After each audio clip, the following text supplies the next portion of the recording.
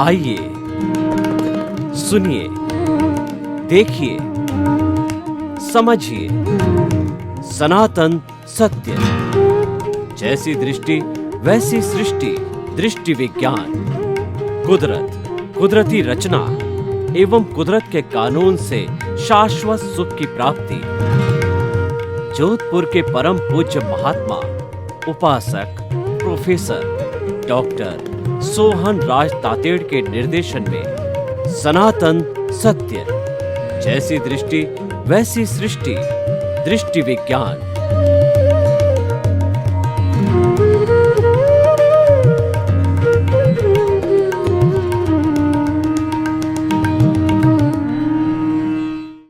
आत्मविज्ञान, सही दृष्टि, सही सोच, soul, science of the soul, right vision, right thinking कार्यक्रम के अंतर्गत हम आपको जीवन के रहस्यों के बारे में बताते हैं कि मानव जीवन क्या है, इस मानव जीवन को हम कैसे सफल बनाएं, मेरा क्या अस्तित्व है, मैं कहाँ से आया हूँ, मुझे कहाँ जाना हूँ, और ये तय करो कि मैं कौन हूँ।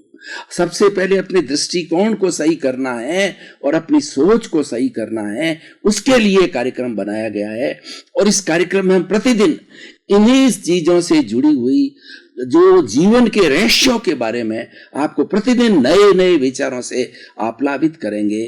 तो आज का हमारा बहुत सुंदर विषय है रियल रिलेटिव। भाई और बहनों, बहुत ही सुंदर विषय है। दो शब्द है, रियल और रिलेटिव। हमें दोनों की सांगोपांग व्याख्या करनी है। रियल क्या है, रिलेटिव क्या है। पहले मैं रिलेटिव को लूंगा। रिलेटिव का अर्थ होता है सापेक्ष।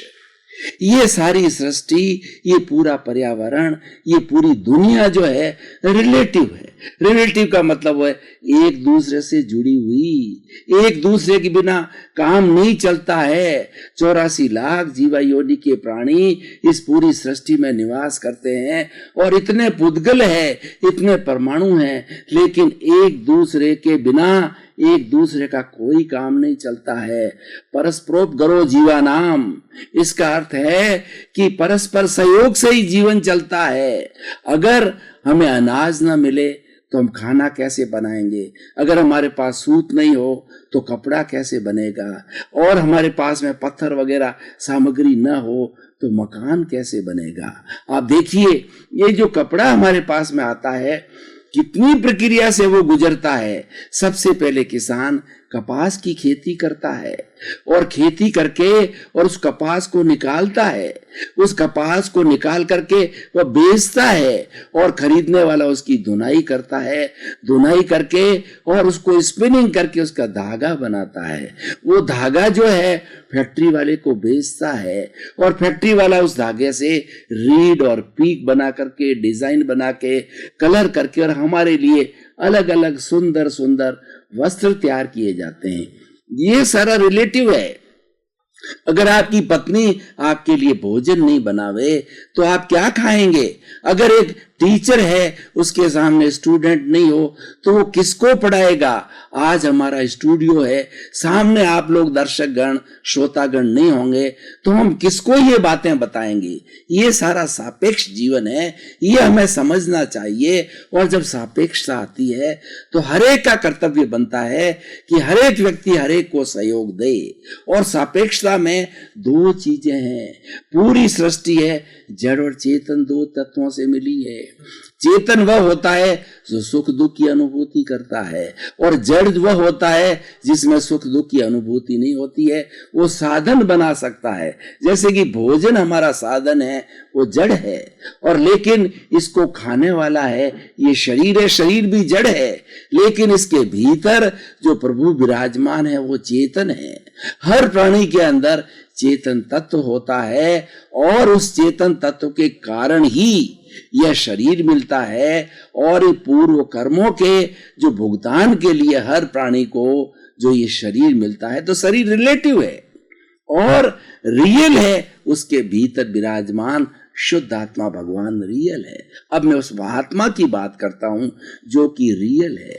आत्मा अनादि अनंत काल से जो है ये 84 लाख जीवा योनि के अंदर घूम रही है और अपने कर्मों के अनुसार जो है वो सुख दुख की अनुभूति कर रही है। जब उसको ज्ञान हो जाएगा, अपने अस्तित्व का ज्ञान हो जाएगा कि मैं कौन हूं, मैं कहां से आया हूं, मुझे कहां जाना है, इन तत्वों की जब खोज करेगा, गहराई में जाएगा, तो उसको आत्म अनुभव होगा, आत्मनिरीक्षण होगा, आत्म परीक्षण होगा और सेल्फ रियलाइजेशन होगा, इंट्रोस्पेक्शन होगा। जब सेल्फ रियलाइजेशन हो जाएगा तो हमारा जड़ तत्व जो आत्मा के साथ में जो सापेक्ष है, जो मिला हुआ है, जिसको हम कार्बन शरीर कहते हैं, जिसको हम लिंग शरीर कहते हैं, जिसको हम कॉजल बॉडी कहते हैं, ये दोनों का अस्तित्व अलग अलग है और दोनों सच्चाई है, दोनों इटर्नल है। जो हमारा सापेक्ष तत्व है वह भी इटर्नल है और हमारा निरपेक्ष तत्व जो आत्मा है वह भी इटर्नल है और दोनों के गुण अलग अलग है।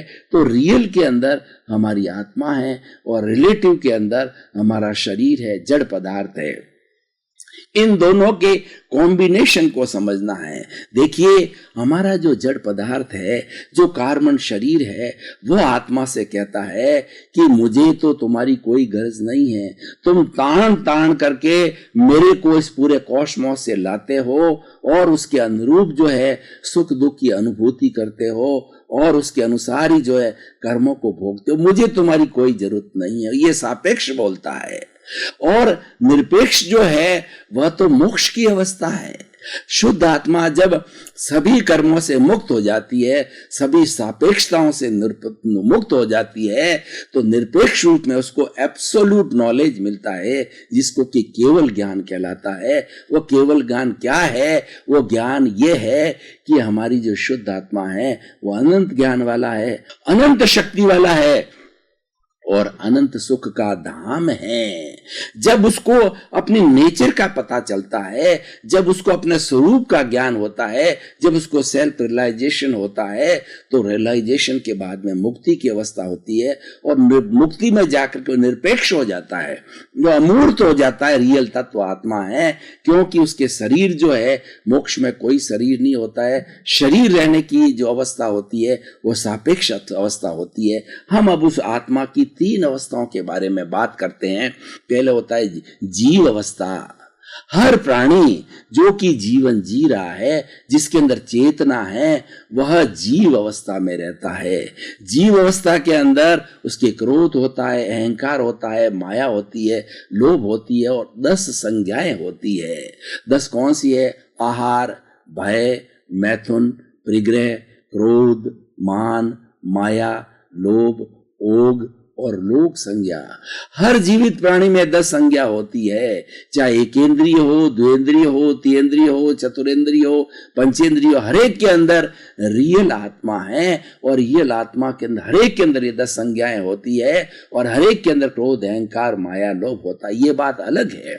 जो एकेंद्रिय जीव होता है उसका जो शरीर होता है उसके केवल स्पर्श इंद्रिय होती है, उसकी इंद्रियां विकसित नहीं होती है, इसीलिए अपने ज्ञान का वो ज्यादा विस्फोट नहीं कर सकते, वो ज्ञान की ज्यादा प्राप्ति नहीं कर सकते, वो विकसित अवस्था में नहीं होते। और मनुष्य होता है जिसके बाद में 5 इंद्रियां, स्पर्शन, रसन, घ्राण, चक्षु, श्रोत्राणी इंद्रियां, 5 इंद्रियां रहती है।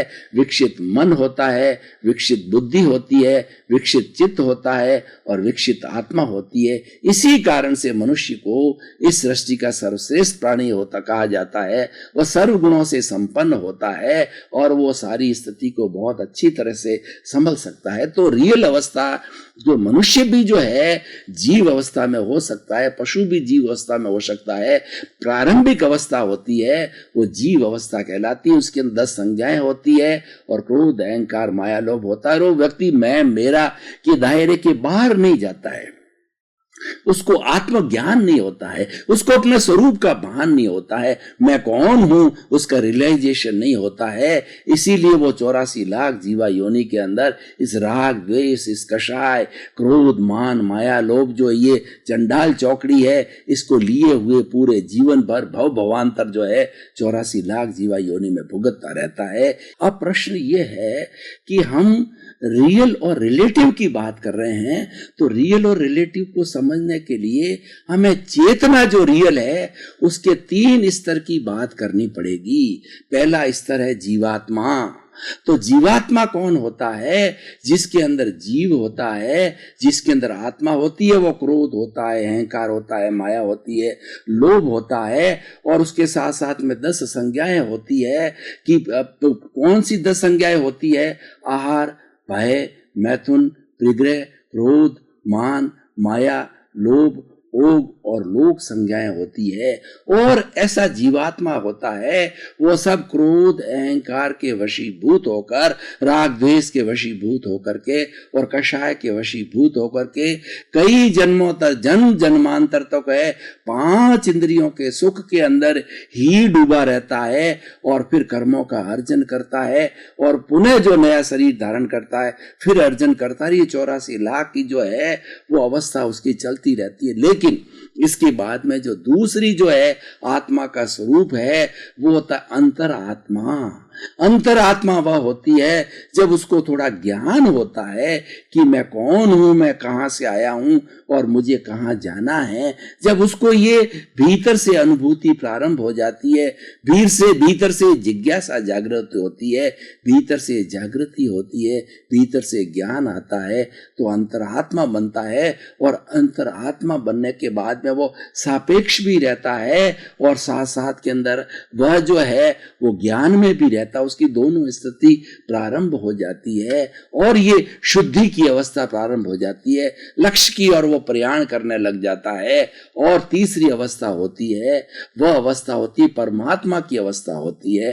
परमात्मा की अवस्था आने के बाद के अंदर आत्मा को जब केवल ज्ञान प्रकट हो जाता है, एब्सोल्यूट नॉलेज हो जाता है, तब वह सिद्ध बुद्ध मुक्त होकर के और सिद्धालय के अंदर परमात्मा स्वरूप में स्थित हो जाती है, अमूर्त हो जाती है। उसके कोई शरीर नहीं होता है और अनंत जो है आनंद के भंडार के अंदर वो जाकर के अवस्थित हो जाती है। वो परमात्मा का स्वरूप होता है और परमात्मा बिल्कुल विशुद्ध अवस्था के अंदर होती है, अमूर्त होती है, अशरीरी होती है। ये 3 हमारी आत्मा की अवस्थाएं हैं। ये तीनों जो है रियल चीज की मैंने बात करी, और रिलेटिव होता हमारा सापेक्ष होता है। रियल के बिना रिलेटिव का काम नहीं चलता और रिलेटिव के बिना रियल का काम नहीं करता है। दोनों एक दूसरे के पूरक है, दोनों ही एक सिक्के के पहलू हैं। इसलिए हमको बहुत अच्छी तरह से इस ज्ञान को समझना है कि जो हमारा जो बाहर का जो लौकिक जगत है ये सारा रिलेटिव है। जब आंख खोल करके हम इस चराचर जगत को देखते हैं, सृष्टि को देखते हैं, इस कॉस्मॉस को देखते हैं, तो हमें सारा रिलेटिव ध्यान आता है। माता है, पिता है, भाई है, बहन है, पति है, पत्नी है, परिवार है, सब रिलेटिव नजर आते हैं। और उसके आगे बढ़े तो हम बहुत से लोगों के समूह, जो मनुष्यों के समूह को जो है समाज कहा जाता है। समाज की हम बात करें तो समाज के सारे व्यक्ति जो है एक दूसरे से रिलेटिव होते हैं। और आगे बढ़े हम राज्य की बात करें, देश की बात करें, तो हम जो आगे बढ़ते जाएंगे, विश्व की बात करें तो विश्व के अंदर जो 7 अरब की जनसंख्या है ये सब रिलेटिव है एक दूसरे के अंदर। और जो जनसंख्या के अंदर जो सुख दुख की अनुभूति करने वाले हैं, जो कार्यकलाप मन वचन काया के द्वारा जो है वो क्रियाकलाप करते हैं, वो सारे चेतन तत्व होते हैं। वो मानव होते हैं, पेड़ होते हैं, पौधे होते हैं, और उसके अंदर जो 6 तरह के जो है वो जीव की निकाय होती है, जो है जैसे पृथ्वी काय, अप काय, तेजस काय, वायु काय, वनस्पति काय और तृष काय, जो ये जो 6 तरह के काय आते हैं। तो ये अलग विषय है। तो हम बात करे थे रियल और रिलेटिव की। हमें दोनों को समझना है। रियल मुख्य होता है, रियल ही रिलेटिव को चलाता है। अगर रियल की जो है उपस्थिति है तो रिलेटिव रहेगा, और रियल नहीं है तो हमारा ये जो रिलेटिव शरीर जो है वह जो है एक कंकाल मात्र हो जाएगा, एक जड़वत हो जाएगा और एक मुर्दा हो जाएगा। वो राम नाम सत करके उसको जलाने की प्रक्रिया चालू हो जाएगी। तो रियल की उपस्थिति जरूरी है। और रियल काम कैसे करता है? रिलेटिव बिना रियल काम नहीं करता है। अगर शरीर ना हो तो मनुष्य कैसे बोलेगा, कैसे चिंतन करेगा और किस तरीके से शारीरिक कार्य करेगा? इसीलिए कहा गया है शरीर माध्यम खलु धर्म साधनम। ये शरीर जो है धर्म साधना करने का जो है बहुत बड़ा माध्यम है।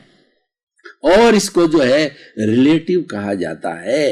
रिलेटिव को समझना बहुत ही अति आवश्यक है।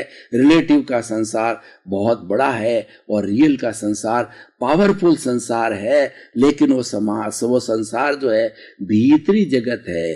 वो संसार जो है वो अमूर्त तत्व है, लेकिन उस अमूर्त तत्व को भी समझना है और मूर्त तत्व को भी समझना है। तो रियल रिलेटिव को अगर हम समझते हैं तो उससे हमको क्या फायदा होगा। अब मैं आज की इस एपिसोड को जो है कसौटी पर कसना चाहूंगा कि हम इतनी बात कर रहे हैं, क्या रिलेवेंट है कि नहीं, ये वर्तमान परिप्रेक्ष्य के अंदर ये कुछ काम की है कि नहीं है, ये उपयोगी है कि नहीं है, ये यूजफुल है कि नहीं, ये यूजलेस तो नहीं है। तो भाई और बहनों, मैं कहना चाहूंगा कि रियल रिलेटिव का ज्ञान सच्चा ज्ञान है, और इस ज्ञान की जब प्राप्ति हो जाती है तो व्यक्ति जो है सही दृष्टि और सही सोच के अंदर चला जाता है, पॉजिटिव थिंकिंग के अंदर चला जाता है। उसका दृष्टिकोण जो है बहुत ही व्यापक हो जाता है। वो एक सुख का जीवन जो है जीने लग जाता है। वो भीतर आनंद की अनुभूति करता है और व्यवहार जगत में बड़ा एडजस्टमेंट के साथ में चलता है, अनुशासन के रूप में चलता है। और वो मानता है कि जैसी आत्मा मेरे में है ऐसी आत्मा 84 लाख जीव योनि के अंदर वही आत्मा है, राम में वही है, कृष्ण में वही है, मेरे में वही है, 84 लाख जीव योनि के अंदर वही है। उसमें कोई भेद नहीं है, भेद रिलेटिव का है, रियल के अंदर कोई भेद नहीं है। देखिए कॉस्मोस की कितनी बड़ी व्यवस्था है सृष्टि की, कि सृष्टि का जो निरपेक्ष तत्व जो हमारा आत्म तत्व है, जो रियल तत्व, उसके अंदर कोई भेद नहीं है। चाहे वो कितना ही महान जो है वो ईश्वर हो, चाहे छोटा से छोटा प्राणी हो, उसके मूल तत्वों के अंदर कोई भेद नहीं, सारा भेद रिलेटिव है। इसीलिए हमें संसार के अंदर ये जो विविधता दिखाई देती है, ये सब रिलेटिव के कारण दिखाई देता है। रिलेटिव को समझना बहुत जरूरी है, और रिलेटिव समझकर ही हम रियल की पहचान कर सकते हैं, और रिलेटिव समझकर ही हम अपना जीवन सामंजस्यपूर्ण बना सकते हैं। आज इस संसार के अंदर इतनी विषमताएं क्यों नजर आ रही है? आज इंसान इंसान से दूर क्यों जा रहा है? इंसान इंसान से प्रेम नहीं करता, इंसान जो दूसरे प्राणी है उनकी रक्षा नहीं करता, उनकी अहिंसा नहीं करता, उनका शोषण करता है, क्योंकि उसके पास में रियल रिलेटिव का ज्ञान नहीं है। आज ये ज्ञान की कमी आ गई है, तो इस एपिसोड उस कमी को पूरा करता है कि जो रिलेटिव संसार है उसके अंदर आप अनुशासन से रहिए, उसके अस्तित्व को समझिए।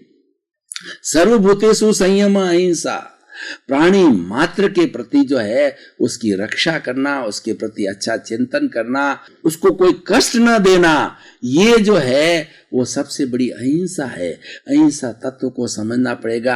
रियल रिलेटिव का ज्ञान है, हमें अहिंसा का ज्ञान कराता है, और अहिंसा एक ऐसी माँ है जिसकी कोख से सारे धार्मिक ग्रंथ निकले हैं। जहाँ पर अहिंसा है वहाँ पर धर्म है, जहाँ अहिंसा है वहाँ स्पिरिचुअलिटी है, वहाँ अहिंसा है वहाँ सुख है, अहिंसा है वहाँ शांति है, अहिंसा है वहाँ अच्छा समाज है, अच्छा विश्व है। तो रियल और रिलेटिव का ज्ञान होने के कारण व्यक्ति आज घूसखोरी करता है, करप्शन करता है, रेप करता है, आतंकवाद करता है, हिंसा फैलाता है, घरेलू हिंसा फैलाता है, समाज में हिंसा फैलाता है, राष्ट्रीय संपत्ति को जलाता है, और किसी को गाली देता है, किसी का तिरस्कार करता है। ये सब क्यों होता है? कि उसको रिलेटिव का ज्ञान नहीं, उसको रियल का ज्ञान नहीं है। इस ज्ञान को देने के लिए ही ये हमारा आत्मविज्ञान जो कार्यक्रम है, और उसके तहत हमने रियल रिलेटिव का विषय लिया है। इसलिए भाई और बहनों, इसको बहुत अच्छी तरह से समझना चाहिए, इसकी फाउंडेशन में जाना चाहिए, इसके जड़ तक पहुंचना चाहिए, इसको बहुत अच्छी तरह से समझना चाहिए कि एक दूसरे के बिना दुनिया में किसी का काम नहीं चलता है। कभी ऐसा नहीं सोचना चाहिए कि मुझे फला व्यक्ति की क्या गर्ज है, फला व्यक्ति की क्या जरूरत है, उसको डिस्कार्ड करो, उसको नेग्लेक्ट करो, उसके प्रति दूरी भावना करो। ये गलत है। उसके बिना, किसी के बिना किसी का काम नहीं चलता है। चाहे दुनिया के अंदर ये वाइल्ड एनिमल है, चाहे पेड़ पेड़ है, पौधे हैं, अगर इनके बिना हमारा काम नहीं चलता है, आपको पता है भाई और बहनों कि आप जो ऑक्सीजन प्राण वायु जो लेते हो, ये प्राण वायु जो है हमारे को पेड़ पौधों से मिलती है। जितने भी पेड़ है वो 24 घंटे वो प्लांट है ऑक्सीजन बनाने का, वो ऑक्सीजन बनाने की फैक्ट्री है, और वो कार्बन डाइऑक्साइड दूषित जितनी पर्यावरण में है उनका जो है भोजन बना करके शोषण करते हैं, और उसके बाद के अंदर जो हमें ये शुद्ध प्राण वायु ऑक्सीजन देते हैं, तब हमारा काम चलता है। अब देखिए उनके प्रति हमारा कितना जो है वह पूजनीय दृष्टिकोण होना चाहिए, उनके प्रति कितना श्रद्धा का दृष्टिकोण होना चाहिए, और उनको सापेक्ष समझना चाहिए। इनके बिना हमारा एक क्षण भी काम नहीं चल सकता। किसी भी प्राणी को लीजिए, किसी भी प्राणी का किसी प्राणी के बिना कोई काम नहीं चलता, इसीलिए पूरी सृष्टि सापेक्ष है। ऐसा कहा जाता है एक परिंदा भी जब पर मारता है तो पूरी सृष्टि हिलती है, क्योंकि ये रिलेटिव है, ये सापेक्ष है, और इसके अंदर वाइब्रेशन चलती है। जिन्होंने फिजिक्स को पढ़ा है तो sinusoidal waves, cos theta, sine theta, wave length, wave frequency को वो जानते हैं। तो सारी दुनिया के अंदर ये वेव्स चलती रहती है, और वेव्स का रूपांतरण होता है। ठोस है वो द्रव में बदलता है, द्रव गैस में बदलता है, और गैस जो है पुनः ठोस में बदलती है। लेकिन इस पूरे पर्यावरण की, सापेक्ष पर्यावरण की एनर्जी वेस्ट नहीं होती है। और इसीलिए आइंस्टीन ने जो है एक फिजिक्स का सिद्धांत दिया कि E=mc²। m का मतलब मास, E का मतलब एनर्जी, और c है कांस्टेंट। यानी इस दुनिया के अंदर जो भूतकाल के अंदर पूरी सृष्टि में जितनी एनर्जी थी आज भी विद्यमान है, और आने वाले भविष्य के अंदर वो विद्यमान रहेगी। मात्र रूपांतरण होता है। मैं जो बोल रहा हूं ये रूपांतरित होकर के टीवी में आएगा और आपको सुनाई देगा। जितनी भी हमारा साउंड सिस्टम है, जितना हमारा दृश्य सिस्टम है, वीडियो सिस्टम है, ये सारा जो है इस सापेक्षता से चलता है, और ये वेव्स के सिद्धांत से चलता है, और रूपांतरण होता रहता है। रूपांतरण होकर के और हम सारे कार्यकलाप करते रहते हैं। तो भाई और बहनों, आप देखिए कितना सुंदर विषय है। इस विषय का ज्ञान कीजिए, और जब तक व्यक्ति को ज्ञान नहीं होता है वो अज्ञानी होता है। तो अज्ञानी होना ही सबसे बड़ा दुख का कारण है। और जितने हमारे भारतवर्ष के 55 तरह के जो धार्मिक दर्शन हैं, और विश्व में 365 तरह के आज धर्म दर्शन विद्यमान हैं, सब ने एक ही बात बताई है, दुख का कारण अविद्या है, अज्ञान है। दुख का कारण कषाय है, दुख का कारण क्रोध, मान, माया, लोभ है, दुख का कारण राग, द्वेष है। कुछ भी शब्द दिए जा सकते हैं, पुण्य है, पाप है, लेकिन सबका भावार्थ एक ही है कि अगर हमें ज्ञान नहीं होगा तो हम कष्ट पाते रहेंगे, और इस जो है दुख की जो है हमारी ये श्रृंखला है उसको भोगते जाएंगे, जन्म जन्मांतर भोगते जाएंगे। तो रियल रिलेटिव का जो ज्ञान है वो सच्चा हमें आत्मा का ज्ञान कराता है। और जे एगे जाने ते सब्बे जाने, जे सब्बे जाने ते एगे जाने। जिसने एक आत्म तत्व को जान लिया उसने पूरे ब्रह्मांड को जान लिया। जिसने पूरे ब्रह्मांड को जान लिया वो उसने एक आत्म तत्व को जुड़ा हुआ। दोनों सापेक्ष है। आत्म तत्व निरपेक्ष होते हुए भी जब वह जड़ के साथ मिलता है जो सापेक्ष होता है। इसलिए रियल और रिलेटिव को हमें समझना चाहिए। रियल हमारी आत्मा है, और उसके बाद में सारा जितना कार्यकलाप है वो सारा रिलेटिव है। शरीर रिलेटिव है, हमारे रिश्ते रिलेटिव है, धन दौलत हमारा रिलेटिव है, हमारा घर परिवार रिलेटिव है, हमारा कार बंगला है, ये सब रिलेटिव। और रिलेटिव चीजें हमें सुख देती है, हमें साधन जुटाती है, और ये जीवन को यापन करने के लिए रिलेटिव का बहुत बड़ा महत्व है। रिलेटिव का महत्व कम नहीं है, लेकिन दोनों को समझना चाहिए। अगर हमने एक को समझा तो वो आधा है, अधूरा है। आधा अधूरा ज्ञान जो है वह बड़ा कष्टदायक होता है।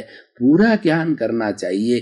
पूरा ज्ञान जो है रियल रिलेटिव के माध्यम से होता है। ये ऐसा एक विषय है जिसके ऊपर घंटों घंटों पर समझाया जा सकता है। लेकिन निष्कर्ष की भाषा में बात करना चाहूंगा कि हमारा मूल तत्व है वो आत्म तत्व है। आत्मा की हाजिरी से ही सब कुछ काम होता है। आत्मा की हाजिरी से मनुष्य ही नहीं, प्राणी मात्र भी हलन चलन करता है, सुख दुख की अनुभूति करता है। और जब आत्म तत्व उसमें से अलग निकल जाता है तो पेड़ गिर जाता है, सूख जाता है, उसको जला दिया जाता है।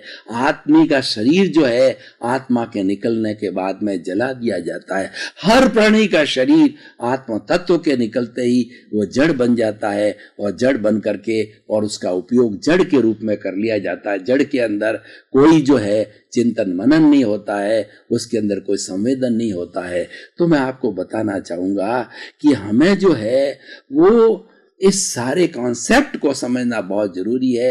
हमारा आत्मविज्ञान गूढ़ रहस्यों को बताता है और ये लगातार बताता रहेगा कि हमारे जीवन से जुड़े हुए क्या गूढ़ रहस्य है। आज असंख्य तरह के ज्ञान हैं, इंटरनेट को खोलिए तो आप असंख्य तरह की विद्याएं आपको मिलेगी, लेकिन सबसे बड़ी विद्या है हमारी आत्मज्ञान है, हमारा आत्मविज्ञान है कि उन जो विद्याएं हम तैयार करते हैं उनको कौन पढ़ाता है, उनको पढ़ाने वाली ये आत्मा होती है। इसलिए आत्म तत्व को जानना बहुत जरूरी है। हमारा आत्मविज्ञान कार्यक्रम the science of the soul और जो है हमारा सही दृष्टि सही सोच, हमारी जो है वो हमारी राइट विजन राइट थिंकिंग एक ऐसा कार्यक्रम है जो आपको ज्ञान देगा, आपको अज्ञान से हटा करके ज्ञान का दीपक जलाएगा और ये दीपक आपके जीवन भर जलता रहेगा। आपकी ज्ञान की जब हाजिरी रहेगी तो आप एक सुंदर इंसान बन सकोगे। ऐसे इंसान बनोगे कि आप जो है सृष्टि के दूसरे भाइयों का उपकार करने लग जाओगे, किसी के साथ शोषण नहीं करोगे, सबको आत्मवत समझोगे। इसीलिए आप जो है हमारा आत्मविज्ञान कार्यक्रम देखते रहिए और हम आपके प्रति शुभ कामना करते हैं कि आत्मविज्ञान कार्यक्रम देख करके आपका व्यक्तिगत जीवन, आपका पारिवारिक जीवन, आपका सामाजिक जीवन अच्छा बने, सुंदर बने, आपके प्रति मंगल भाव।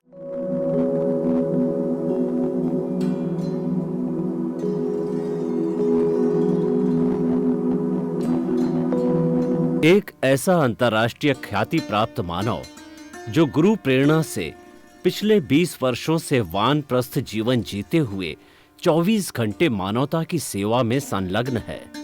एक ऐसा मानव जो अभी राष्ट्रीय अंतर्राष्ट्रीय टीवी चैनलों पर 7,500 एपिसोड के माध्यम से सनातन सत्य, आत्मविज्ञान एवं पुनरुत्थान व्यवहार एवं निश्चय जगत के जीवनोपयोगी विषयों पर हृदय स्पर्शी प्रवचन कर चुका है। उस मानव का नाम है महात्मा उपासक प्रोफेसर डॉक्टर सोहन राज तातेड़। प्रोफेसर तातेड़ द्वारा योग, दर्शन, शिक्षा विषयों पर रचित पीएचडी स्तर के 250 शोध ग्रंथ भारत के 100 प्रतिष्ठित विश्वविद्यालयों में शोधार्थी पढ़ रहे हैं तथा वे सभी शोध ग्रंथ वहां की सेंट्रल लाइब्रेरियों में उपलब्ध हैं। महात्मा सोहन राज ने अभी तक हजारों स्कूलों, कॉलेजों, विश्वविद्यालयों एवं संस्थाओं में सेमिनार, वर्कशॉप, कैंप लगाकर लाखों विद्यार्थियों को योग, दर्शन, शिक्षा का प्रशिक्षण देकर उन्हें सुसंस्कारित किया। डॉक्टर तातेड़ ने भारतीय संस्कृति उत्थान के 4000 से अधिक समसामयिक विषयों पर आर्टिकल लिखकर ऑनलाइन जर्नल, पत्रिकाओं, वेबसाइट्स पर प्रकाशित किया, जिसका उपयोग लाखों पाठक कर रहे हैं। उपासक तातेड़ के 5000 से अधिक आज का सुविचार, आज का शुभ संदेश, आज का मंगल भावना योग आदि चिंतन websites, Twitter, blogger, Facebook, YouTube माध्यमों से लाखों लोग अपना जीवन निर्माण कर रहे हैं। मानवता के मसीहा ऐसे महामानव महात्मा सोहन राज तातेड़ के प्रोफाइल को अभी तक विश्व के 20 लाख दर्शक यूट्यूब पर, 12 लाख गूगल पर एवं लाखों दर्शक फेसबुक, ब्लॉगर, ट्विटर और इंस्टाग्राम पर देख चुके हैं।